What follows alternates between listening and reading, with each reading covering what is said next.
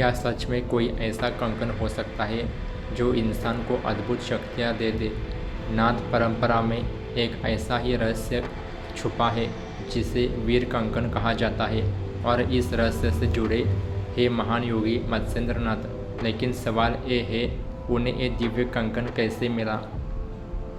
मत्स्येंद्रनाथ कोई साधारण योगी नहीं थे। कहा जाता है कि उन्होंने ऐसी गुप्त साधनाएं की जो सामान्य मनुष्य के लिए असंभव है। वे गहरे समुद्रों, घने जंगलों और एकांत गुफाओं में तपस्या करते थे।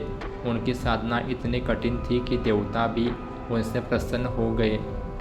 एक प्रसिद्ध कथा के अनुसार मत्स्येंद्रनाथ को गुप्त तंत्र और योग का ज्ञान स्वयं भगवान शिव से प्राप्त हुआ। कहा जाता है कि शिव जी पार्वती को ये रहस्य बता रहे थे और मत्स्येंद्रनाथ ने इसे गुप्त रूप से सुन लिया। इस ज्ञान ने उन्हें एक साधारण योगी से महान सिद्ध बना दिया। कठोर तपस्या और सिद्धियों के बाद एक दिन उनकी साधना से प्रसन्न होकर दिव्य शक्तियाँ प्रकट हुई।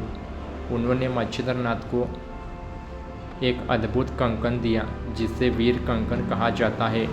ये कंकन सिर्फ आभूषण नहीं था, बल्कि इसमें छुपी थी तांत्रिक शक्ति, सुरक्षा और अदृश्य ऊर्जा।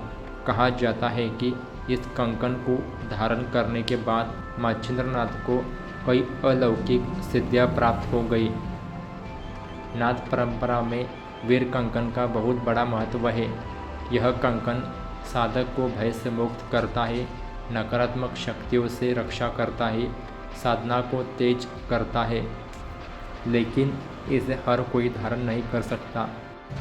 यह केवल उन्हीं को मिलता है जो सच्चे तपस्वी और योग्य होते हैं। कहा जाता है कि